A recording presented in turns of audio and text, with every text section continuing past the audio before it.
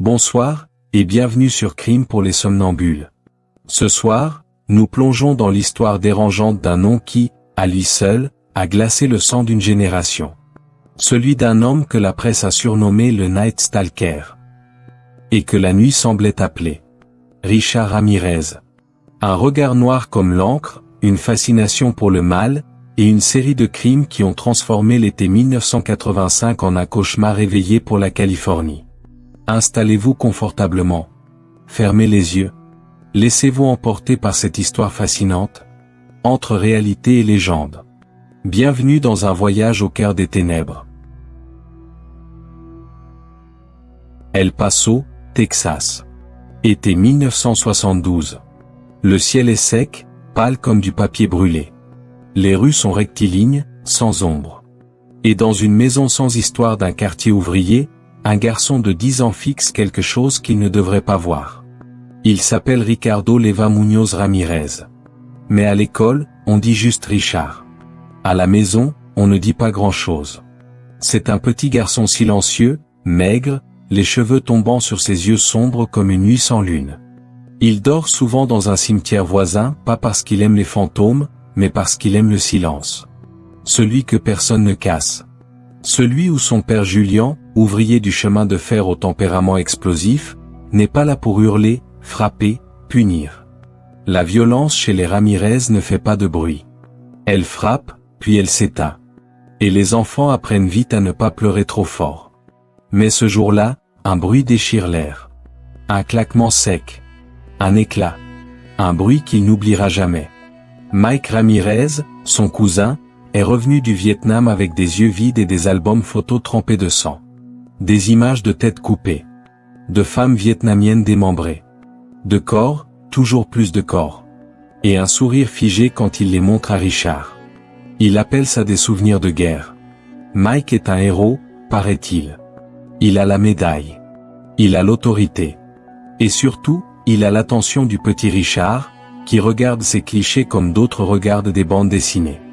Mais aujourd'hui, Mike n'a pas de photo à montrer. Il a une arme. Et sa femme, Jessie, qui hurle. Le garçon est là. Dans la pièce. Pas un mot. Pas un cri. Juste ses yeux, grands ouverts. Mike tire. La balle traverse le visage de Jessie. Elle tombe. Elle ne bouge plus. Et Richard ne cligne pas des yeux. On dira plus tard que c'était un choc traumatique, un déclencheur, un catalyseur. Mais dans le silence de cette pièce, ce n'est pas une analyse psychologique qui se joue. C'est une métamorphose. Un basculement. Comme si une porte s'ouvrait dans la tête du garçon. Une porte qu'aucun adulte ne voit. Mais qui ne se refermera jamais. Mike est arrêté.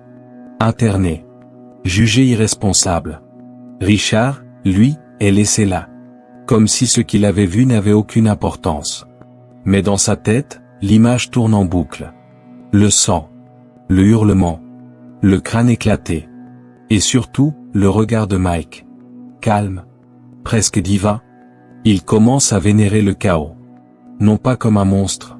Mais comme un enfant qui cherche un modèle. À l'école, il décroche. Il somnole en classe, fasciné par les dessins d'organes et les croquis de cadavres. Il commence à voler, à traîner la nuit. Il se faufile dans des maisons justes pour regarder des inconnus dormir. Son frère aîné Ruben se fait arrêter. Un autre frère, Robert, sombre dans la drogue. La famille tombe en miettes. Mais personne ne regarde le plus jeune. Richard, le discret, l'enfant qui ne dérange pas. L'enfant qu'on oublie. Mais lui, il se souvient de tout. Des années plus tard, les psychiatres parleront de dissociation, de stress post-traumatique, d'un syndrome d'apprentissage violent. Mais la vérité est peut-être plus simple. Un jour, un enfant a regardé la mort dans les yeux. Et il n'a pas eu peur. Ce n'était pas un accident. Ce n'était pas une simple cicatrice. C'était une naissance. El Paso, Texas. Début des années 1980. Richard ne parle presque plus. Il se déplace comme une ombre trop grande pour son âge. Les professeurs disent qu'il rêve. Mais lui, il prépare. Ses paupières tombantes, ses pommettes creuses, sa voix rauque, tout en lui semble avoir vieilli trop tôt. Mais ce n'est pas de la fatigue. C'est autre chose. Quelque chose de rampant. Il dort le jour, erre la nuit. Il travaille parfois dans un hôtel local, nettoie, observe, écoute les chambres à travers les murs. Un soir, il tente d'agresser une cliente. Mais la peur ne le pousse pas à fuir. Au contraire, il ressent quelque chose de brûlant. Un vertige. Un pouvoir. Et il commence à le chercher. Les drogues arrivent. Tout. Solvant. LSD. Héroïne. Cocaïne.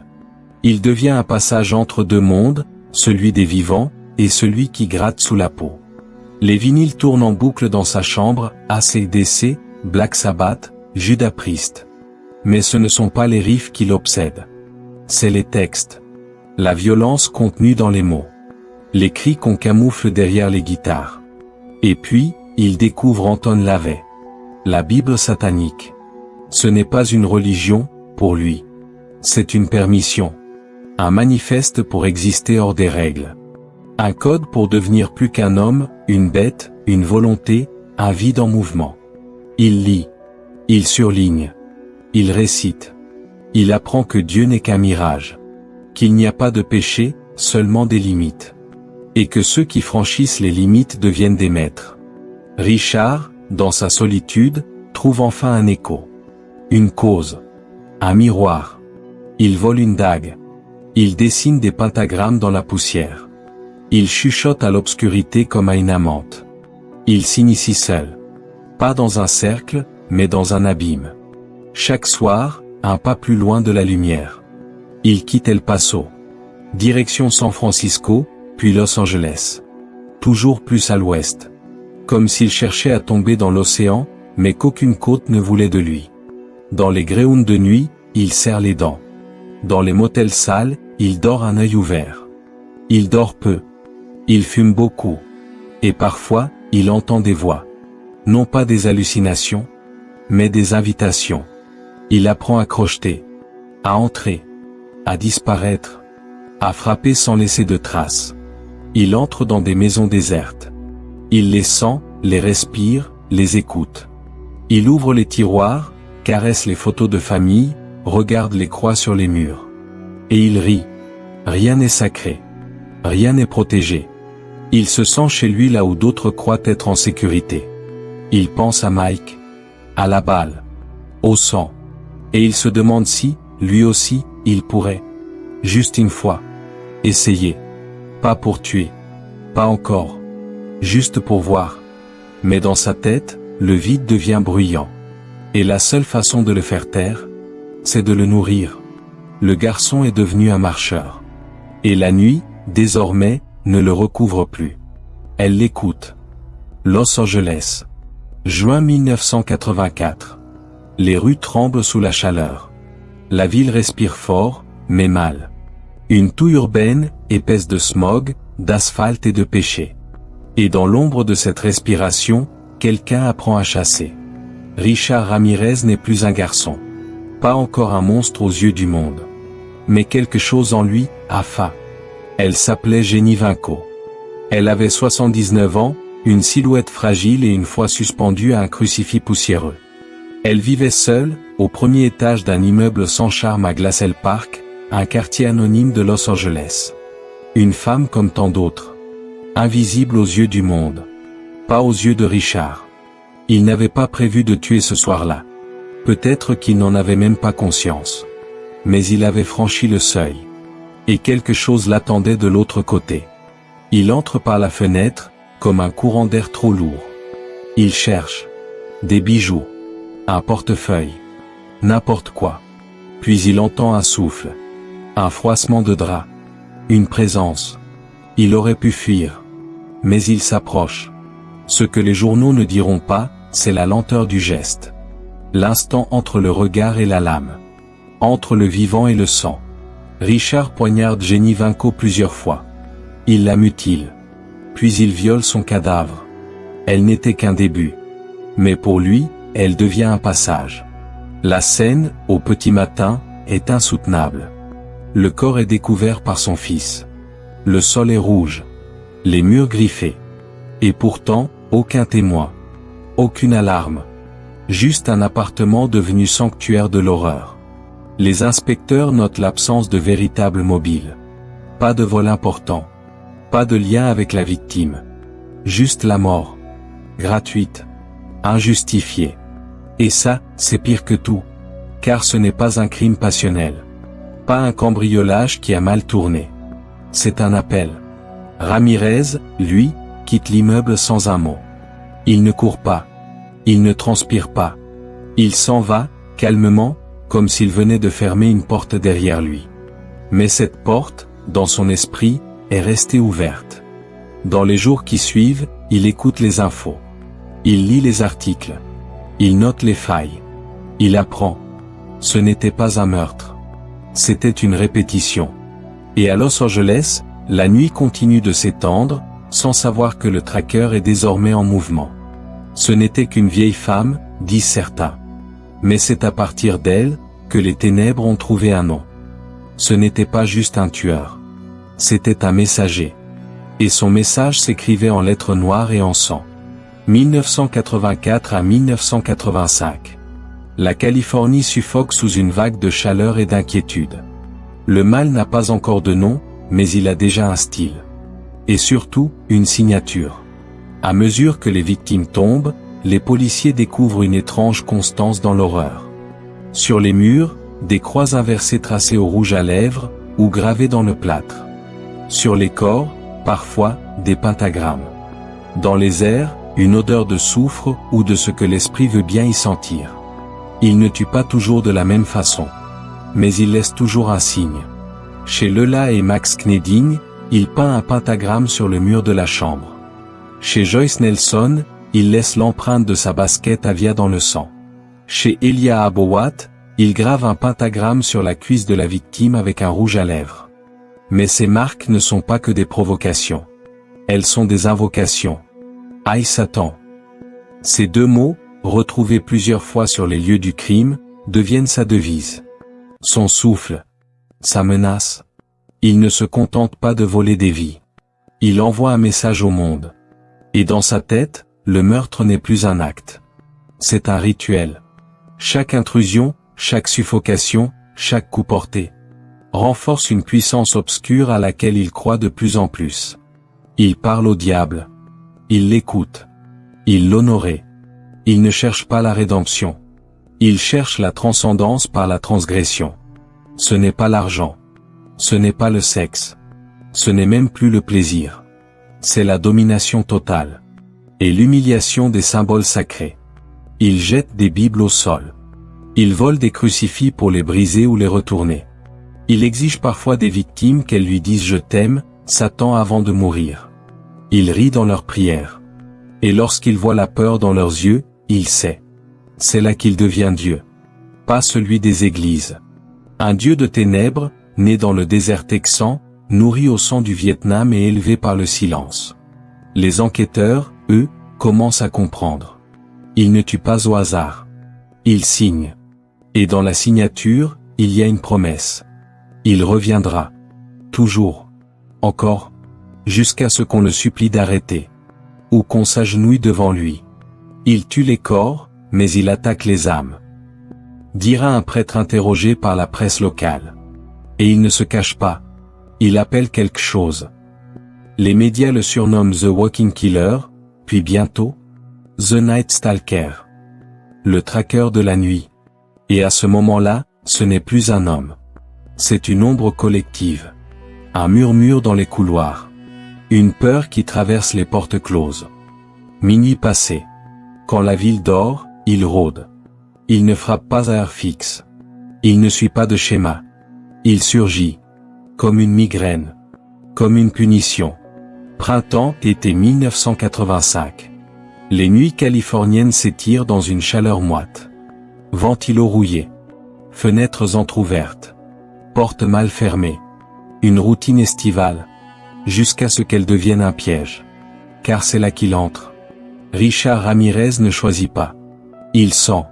Parfois un quartier bourgeois. Parfois une banlieue modeste. Un appartement au rez-de-chaussée, une maison avec garage. Peu importe. Il observe, d'abord. Puis il glisse. silencieux comme une panne de courant. Il tue à main nue, ou au couteau, ou au revolver, ou tout ça à la fois. Il viole, il frappe, il bâillonne, il ligote, il ordonne, il détruit. Parfois, il épargne une femme, un enfant. Mais ce n'est pas par compassion. C'est parce qu'il choisit de marquer. Laisser une survivante, c'est planter la peur plus profondément. Les enquêteurs n'en reviennent pas. Une nuit, il abat un homme, viole sa compagne, la contraint à prier Satan. 2 jours plus tard, il tire dans la tête d'un couple âgé, vole des babioles, écrit Jacques le couteau sur le mur. Le lendemain, il agresse une fillette de 8 ans dans son lit. Puis disparaît à nouveau. Aucune logique. Aucun motif. Juste une constante. La nuit. Il frappe entre minuit et 5 heures du matin. Il agit vite, mais avec précision. Et il ressort comme il est entré. Sans qu'on l'entende. Sans qu'on le voie. Juste des portes entr'ouvertes. Des lumières allumées trop tard. Et des corps brisés. Les scènes de crime sont des théâtres d'épouvante. Lit défait, draps arrachés. Bible jetée au sol, crucifix retourné. Empreintes de chaussures laissées comme des signatures. Il aime désorienter. Détruire le quotidien. Transformer un salon en chambre de torture. Une cuisine en confessionnal inversé. Ce ne sont pas juste des meurtres. Ce sont des récits vivants. Chaque maison est un chapitre. Chaque victime, une strophe dans un poème noir. Et lui? Il est l'auteur, le metteur en scène et le bourreau. Les policiers, à bout, commencent à comprendre qu'ils ne chassent pas un tueur. Ils chassent le chaos. Et comment attraper ce qui ne laisse aucune cohérence derrière lui? Les familles dorment avec des battes de baseball. Les journaux parlent de couvre-feu. Les serrures se multiplient, mais la peur se faufile toujours. Il ne tue pas pour le plaisir, disait un psychologue interrogé à la télévision. Il tue pour faire exister sa vision du monde. Un monde de nuit, de douleur et d'offrande. Et dans l'obscurité, Ramirez écoute. Les sirènes, les journaux, le bruit des serrures. Et il rit. Le soleil n'est plus qu'un souvenir au-dessus de Los Angeles. Les rues, d'ordinaire pleines de vie, se vident avant minuit. Les portes claquent. Les verrous se multiplient. Et dans chaque maison, une voix résonne, celle des infos du soir. Il a encore frappé. Ils l'ont baptisé The Night Stalker. Le traqueur de la nuit. Un nom qui claque comme une légende urbaine. Un monstre sans visage, sans logique, sans répit. Et ce surnom, Ramirez l'adopte comme une seconde peau. Il ne fuit pas la célébrité. Il l'absorbe. Dans sa chambre miteuse d'hôtel ou ses planques aléatoires. Il allume la radio. Il écoute. Il jouit presque du chaos qu'il a semé. Il sait qu'il est partout. Dans les journaux du matin. Dans les bulletins du soir. Dans les cauchemars des enfants. Les journalistes parlent de ces meurtres avec frisson. Ils décrivent les croix inversées, les scènes sordides, les empreintes de chaussures noires, les fameux avias. Ils spéculent. Ils analysent. Ils l'alimentent. Et lui, comme un dieu païen, se repaît de cette adoration morbide. Chaque article est un trophée. Chaque gros titre, une offrande. Un démon parcourt nos nuits. Le mal a un nom. Le diable marche en Californie. Il garde les coupures. Il les lit, les relit, les découpe parfois. Parmi les seringues usées, les dessins satanistes griffonnés dans ses carnets. Il conserve les mots qu'on lui attribue. C'est sa Bible. Les habitants de Los Angeles vivent un été de paranoïa. Les vendeurs de cadenas font fortune. Les chiens de garde deviennent légion. Les quartiers s'organisent en milices de voisins armés. On vérifie les fenêtres 5 fois. On dort avec des couteaux sous l'oreiller. On ne respire plus qu'à moitié quand le jour décline. Mais malgré ça, il continue. Plus la peur monte, plus il frappe fort. Plus le bruit court, plus il court libre. Il nargue les journalistes, déjoue les policiers. Il est le monstre qu'on ne peut cerner. Et dans sa tête, une seule vérité. Il parle de moi, donc j'existe. Certains médias tentent la prudence. D'autres se vautrent dans le sensationnel. Mais tous, sans exception, le nourrissent. La peur, ce n'est pas une conséquence. C'est un ingrédient. Et dans la nuit, un homme aux yeux creux, à la bouche fendue d'un sourire d'ombre, se penche vers sa radio grésillante. Il entend son nom, son surnom, ses crimes. Et il rit, pas comme un homme, mais comme un animal qui sait qu'il est devenu une légende. Quand le loup hurle et que l'écho répond, il apprend qu'il n'est plus seul dans la forêt. Il est attendu. Il est redouté. Et il aime ça. Elle ne se souvient pas tout de suite de l'odeur, ni du froid métallique sur sa peau, ni du hurlement que son propre corps a poussé. Mais elle se souvient de ses yeux. 2 puissants fonds. 2 orbites brûlées par une absence d'âme. Elle est vivante. C'est tout ce qu'elle sait. Et c'est tout ce qu'il n'avait pas prévu. Maria Hernandez, jeune femme sans histoire, rentrait chez elle un soir de mars 1985, dans le quartier de Rosemead. Un pas, une porte de garage, un cliquetis de clé. Et puis, un bruit sec. Un éclair de douleur. Un cri étouffé. Mais la balle n'est pas entrée. La clé qu'elle tenait a dévié le tir. Un miracle. Il croyait l'avoir abattu. Il a raté. Et il ne regarde pas derrière lui. Maria se cache, tremble, respire dans le silence. Et dans l'ombre du couloir, elle entend un second coup de feu. Del Okazaki, sa colocataire, n'a pas eu sa chance. Mais ce que Richard Ramirez ne sait pas, c'est que Maria a vu son visage, son regard, ses dents sales, ses cheveux longs et noirs, poisseux comme la nuit. Et ce sourire, pas un sourire de joie, mais une grimace de domination. Elle parlera à la police. Elle décrira chaque détail. Et ce soir-là, pour la première fois depuis des mois de meurtres insensés, le monstre a un visage. Un portrait robot est diffusé. C'est un tournant. Les agents de la police de Los Angeles, jusqu'ici à tâtons, ont un point d'accroche. La presse s'en empare comme d'un totem. Et la population, enfin, a quelque chose à scruter dans la rue. Mais Ramirez n'a pas peur. Il est flatté. Et alors que les policiers commencent à tisser leur toile, lui l'arrache méthodiquement. Volontairement, il laisse des empreintes. Des traces de pas. Des mots au mur. Des croix inversées, des aïe Satan griffonnés à la hâte. Attrape-moi si tu peux. Plus il est traqué, plus il devient cruel. Comme si chaque goutte de panique lui donnait de la force. Il viole. Il tue. Il mutile. Sans logique. Sans rythme. Sans remords.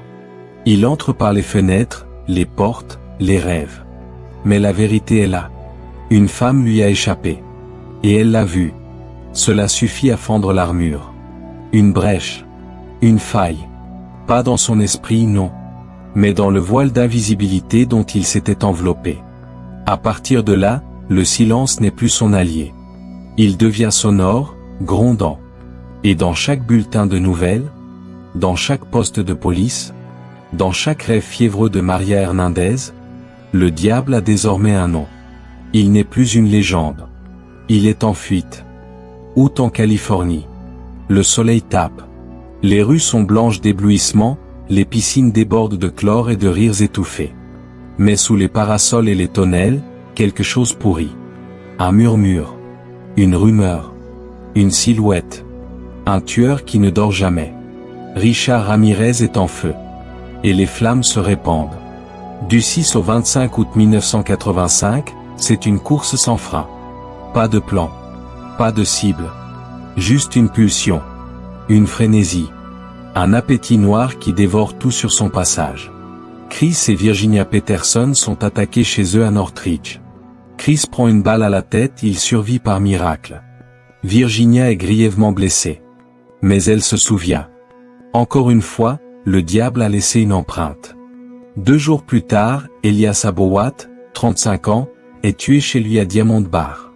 Sa femme Sakina, violée. Leur fils de 3 ans, laissé en vie. Ramirez lui a murmuré. Dis à la police que le Night Stalker est venu. Un slogan. Comme une campagne de pub.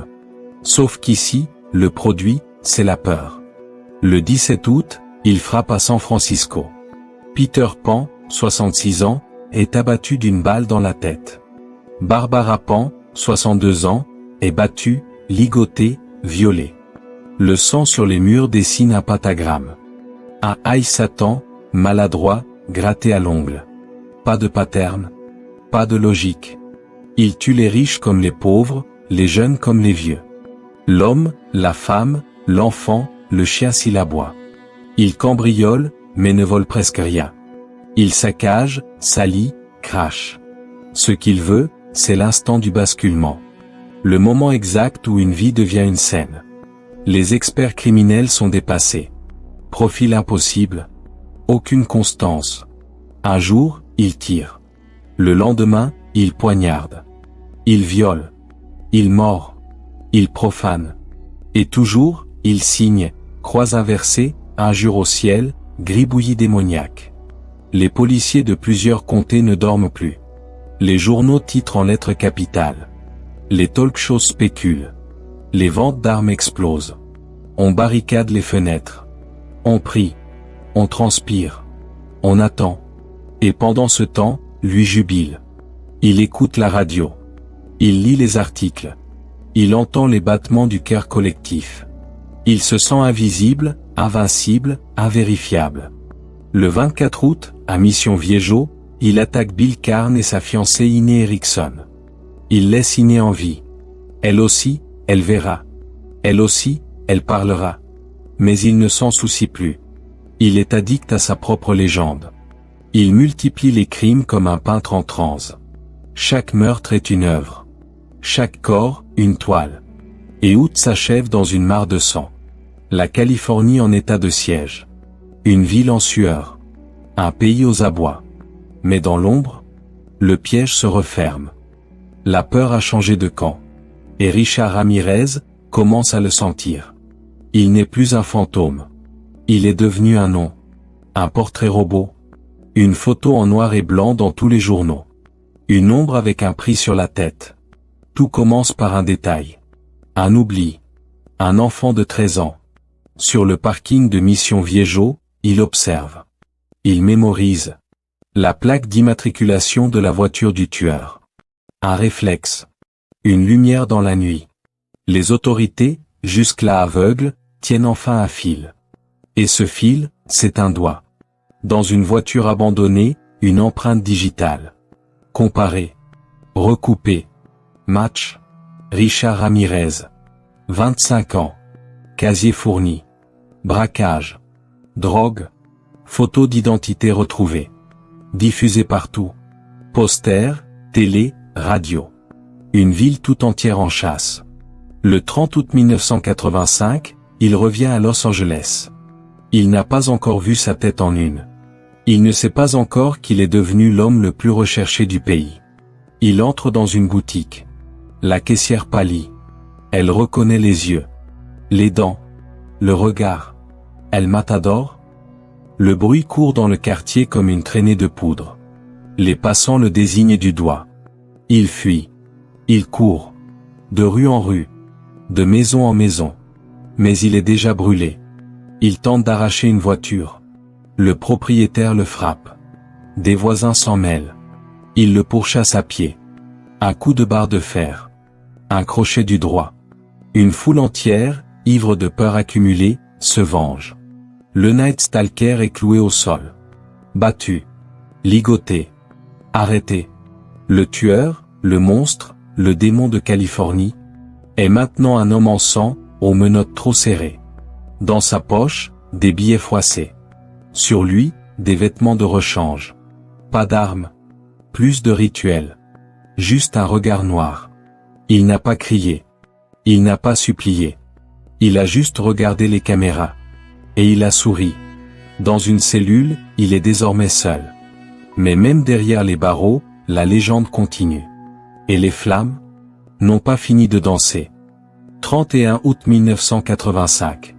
Le ciel est clair au-dessus de Los Angeles. Mais la ville, elle, est en ébullition.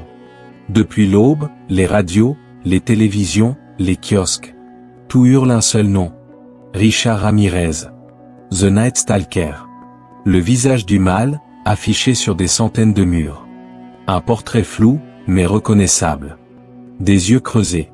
Des dents en ruine. Un regard qui ne scie pas.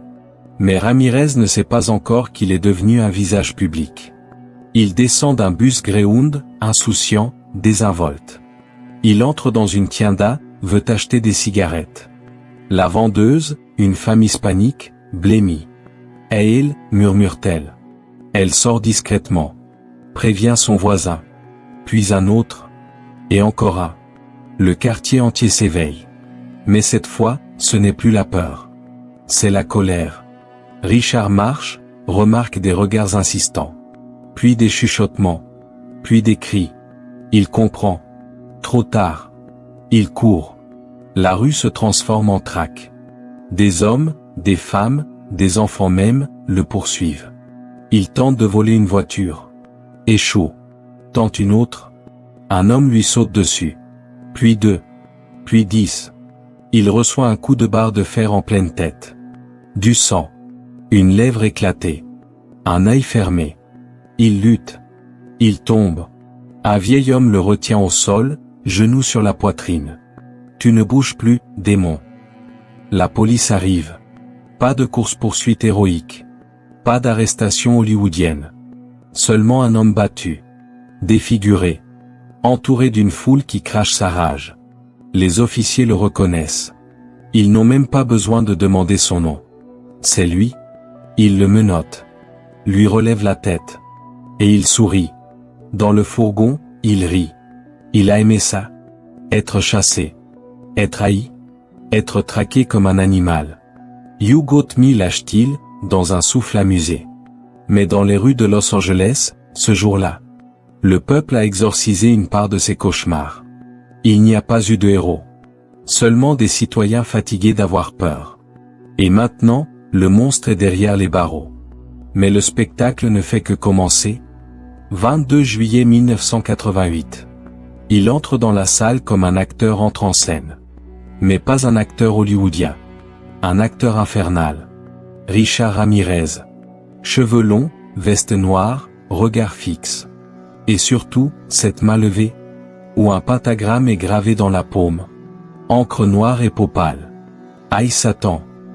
La salle se fige. Le procès du siècle commence, mais ce n'est pas une audience que le public vient voir. C'est un spectacle macabre. Un cirque judiciaire, où le monstre joue le rôle de sa vie. Ils sont là, les familles des victimes, les policiers, les jurés, les journalistes, les caméras. Et lui, Ramirez les regarde tous, comme un chat regarde les oiseaux derrière une vitre. Il ne semble pas concerné par la mort. Il joue avec elle. Pendant les témoignages, il bâille. Il sourit. Il gribouille des dessins sataniques sur des feuilles de procès. Parfois, il s'adresse aux caméras. Comme s'il s'adressait au diable lui-même. Je n'ai pas besoin de voir vos preuves. Je connais la vérité. Je suis l'ombre que vous craignez. La mort est mon amante. Aïe Satan. Plus étrange encore, les lettres d'admiratrices. Des femmes, fascinées, troublées, obsédées par le bad boy ultime. Certaines viennent au tribunal comme on va à un concert. Une d'elles s'appelle Doreen Yua. Elle deviendra sa femme. Elle jure qu'il est innocent, qu'il est incompris, qu'il est son âme sœur. Face à ce théâtre, le procureur ramène les faits. Un à un, froid, implacable, 38 chefs d'accusation. Meurtre, viol, enlèvement, cambriolage, des photos de scènes de crime, des larmes dans la salle, des enregistrements glaçants, et un silence pesant, quand le nom des victimes est lu. Ramirez ne scie pas. Chaque fois que la tension monte, il lève cette main. Toujours. Le pentagramme. Comme un bouclier. Pas pour se défendre, mais pour défier. Ce procès, il ne veut pas le gagner. Il veut le posséder. 20 septembre 1989. Après 4 ans de procédure, le jury rend son verdict. Coupable. De 13 meurtres. De 5 tentatives. De 11 viols. Et d'une litanie d'horreur. Quand on lui annonce la peine de mort, il sourit. Big deal. Death always went with the territory. See you in Disneyland. Ramirez quitte la scène. Comme il y est entré. Avec insolence. Avec provocation. Avec l'arrogance d'un homme qui croit qu'il va survivre à l'enfer. Mais en sortant du tribunal, les journalistes ne filment pas seulement lui. Ils filment aussi les visages en larmes, les mères qui tremblent, les regards vides des pères. Et dans ces regards, une autre forme de justice, celle du souvenir. Il est enfermé, condamné à mort. L'un des hommes les plus haïs d'Amérique. Et pourtant, le courrier n'a jamais été aussi dense. Des lettres parfumées. Des photos suggestives. Des mots d'amour. Tu es incompris. Je vois en toi ce que personne d'autre ne voit. J'aimerais être la dernière chose que tu vois avant de mourir. C'est un phénomène aussi ancien que dérangeant. La fascination pour les tueurs. Mais avec Ramirez, c'est plus qu'une obsession. C'est un culte.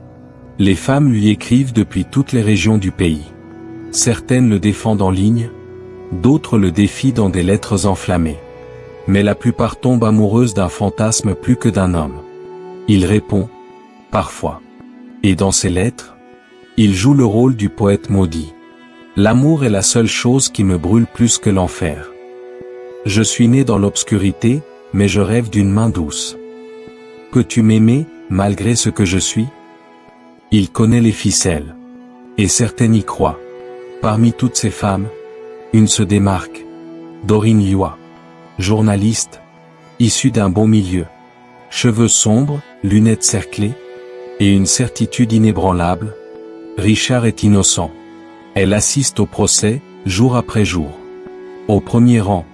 Parfois, elle pleure. Parfois, elle sourit. Toujours, elle regarde Richard comme un martyr incompris. C'est l'homme le plus gentil que j'ai jamais rencontré. En 1996, elle franchit la dernière frontière de l'irrationnel. Elle l'épouse.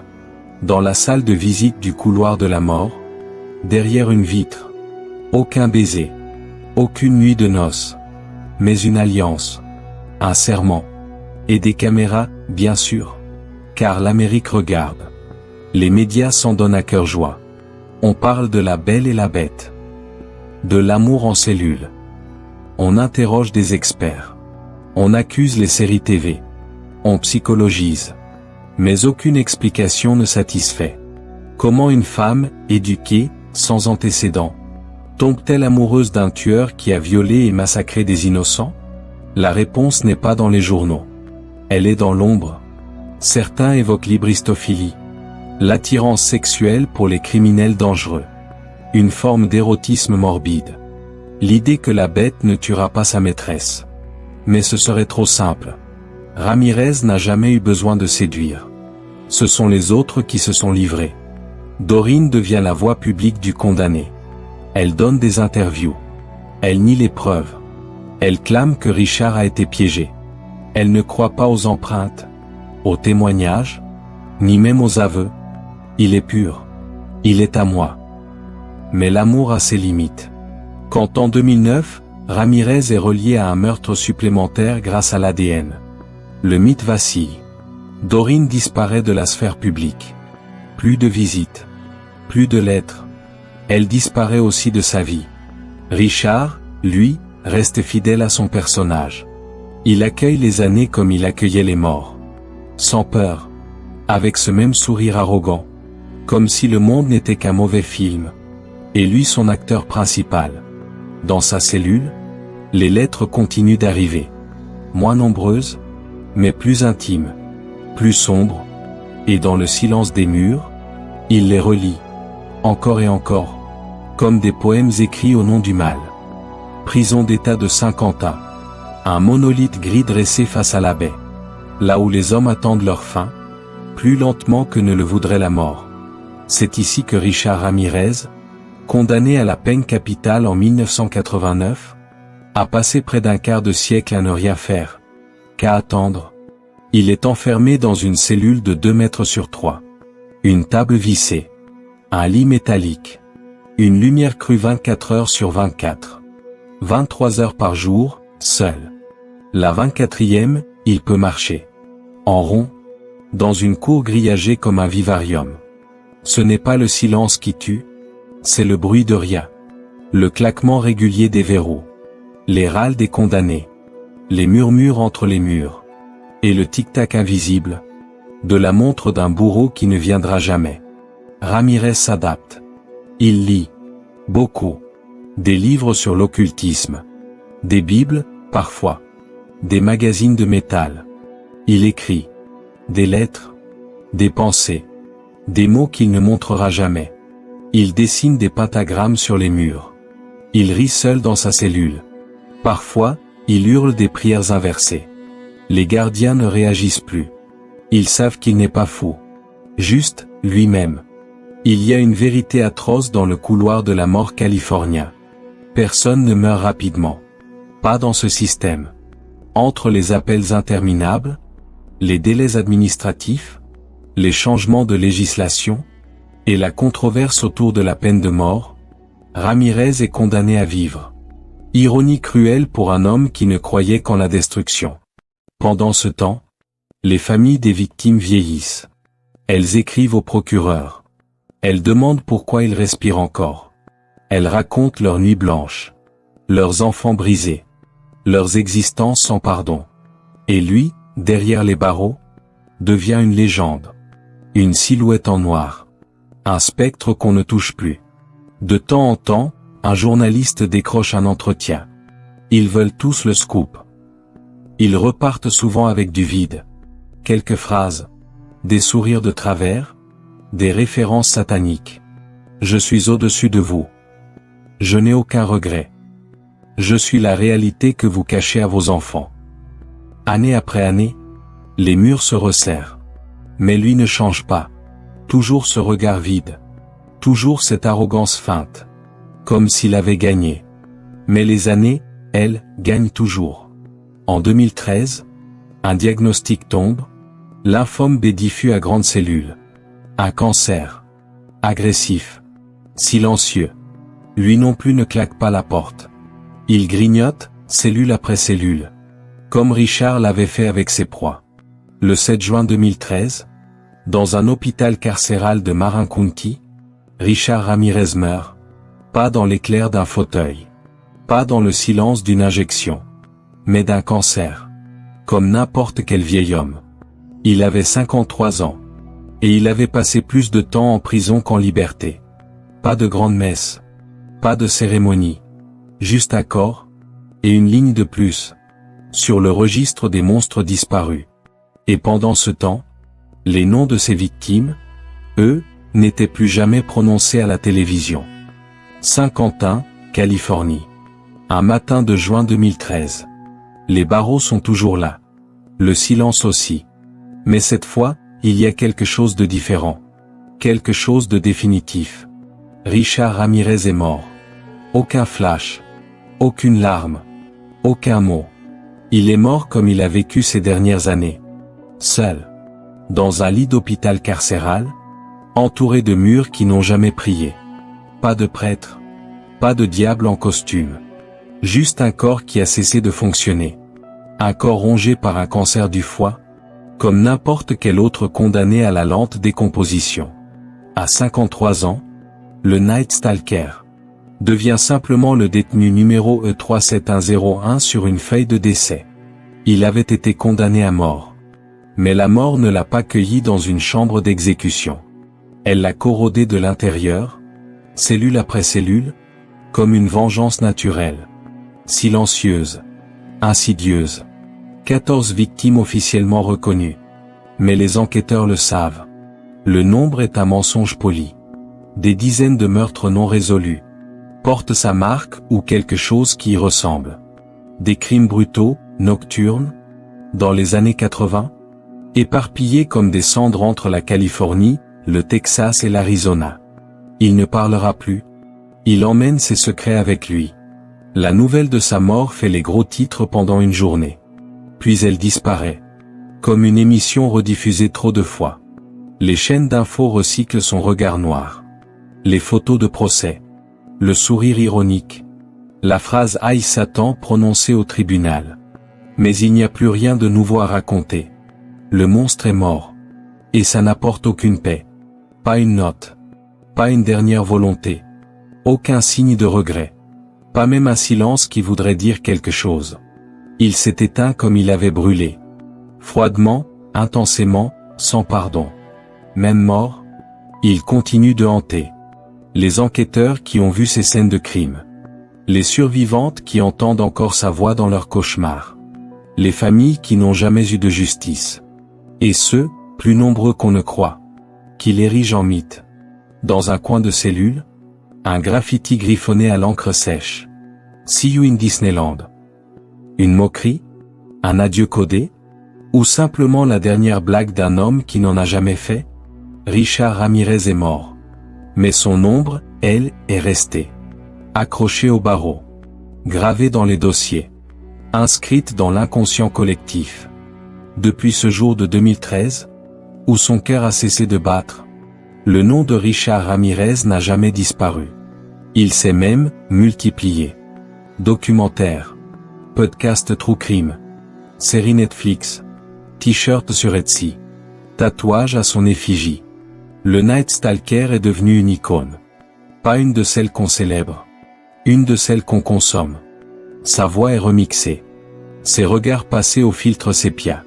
Ses crimes décortiqués comme des thrillers à rebondissements. Le mal est devenu contenu. Une attraction sinistre dans le parc d'attractions de nos esprits.